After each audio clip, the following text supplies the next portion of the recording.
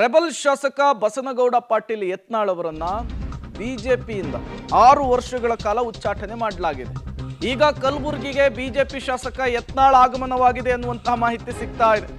ಹೈದರಾಬಾದ್ ಮೂಲಕ ಚಿಂಚೋಳಿಗೆ ಯತ್ನಾಳ್ ಬಂದಿದ್ದಾರೆ. ಸಕ್ಕರೆ ಕಾರ್ಖಾನೆಯ ಗೆಸ್ಟ್ ಹೌಸ್ನಲ್ಲಿ ಯತ್ನಾಳ್ ಅವರು ಆಗಮಿಸಿರುವಂತಹದ್ದು. ಉಚ್ಚಾಟನೆಯ ಬೆನ್ನಲ್ಲೇ ಕಲಬುರಗಿಗೆ ಯತ್ನಾಳ್ ನೇರವಾಗಿ ಭೇಟಿ ಕೊಟ್ಟಿದ್ದಾರೆ. ನಿನ್ನೆಯಿಂದ ಯಾರ ಕೈಗೂ ಕೂಡ ಶಾಸಕ ಯತ್ನಾಳ್ ಸಿಕ್ಕಿಲ್ಲ. ಕಲಬುರಗಿಯಲ್ಲಿ ಈಗ ಶಾಸಕ ಯತ್ನಾಳ್ ಪ್ರತ್ಯಕ್ಷರಾಗಿದ್ದಾರೆ ಅನ್ನುವಂತಹ ಮಾಹಿತಿ ಸಿಗ್ತಾ ಇದೆ. ಅವರ ಮೊದಲ ಪ್ರತಿಕ್ರಿಯೆ ಹೇಗಿರುತ್ತೆ, ವರಿಷ್ಠರ ತೀರ್ಮಾನ, ರಾಜ್ಯ ಬಿಜೆಪಿಯ ನಾಯಕರುಗಳ ಬಗ್ಗೆ ಅವರ ಹೇಳಿಕೆ ಸಹಜವಾಗಿಯೇ ಕುತೂಹಲಕ್ಕಂತೂ ಕಾರಣವಾಗ್ತಾ ಇದೆ. ಪಕ್ಷದ ಚೌಕಟ್ಟಿನಲ್ಲಿದ್ದಾಗಲೇ ವಾಚಾಮಗೋಚರ ವಾಗ್ದಾಳಿ ನಡೆಸ್ತಾ ಇದ್ರು. BY ವಿಜಯೇಂದ್ರ ವಿರುದ್ಧ, BS ಯಡಿಯೂರಪ್ಪ ವಿರುದ್ಧ. ಈಗ ಪಕ್ಷದಿಂದ ಹೊರ ಬಂದಿದ್ದಾರೆ.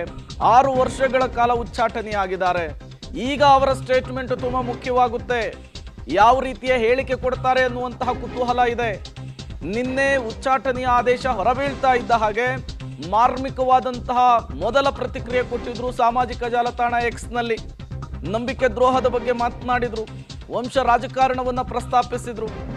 ಈಗ ಈ ಕಲಬುರಗಿಯಲ್ಲಿ ಯತ್ನಾಳ್ ಪ್ರತ್ಯಕ್ಷರಾಗಿದ್ದಾರೆ ಅನ್ನೋದು ಗೊತ್ತಾಗ್ತಾ ಇದೆ.